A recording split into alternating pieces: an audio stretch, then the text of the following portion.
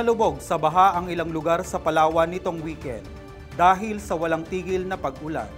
Sa ilang barangay, hanggang baywang ang baha. Pero sa ibang lugar, halos umabot na sa bubong ng mga bahay ang tubig.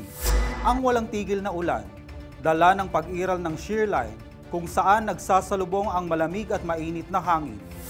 Para tumulong sa mga binahang residente, agad pinakilos ni Philippine Red Cross Chairman Dick Gordon ang mga staff at volunteer ng PRC Puerto Princesa Chapter. Nag-deploy ng mga bangka ang PRC para sagipin ang mga residenteng apektado ng pagbaha. Daan-daang residente ang kinailangang ilikas. Dinala sila sa San Manuel Hall Evacuation Center sa Puerto Princesa City, habang nakahanda naman ang rescue boats at service vehicles ng PRC para alalayan ang mga residente.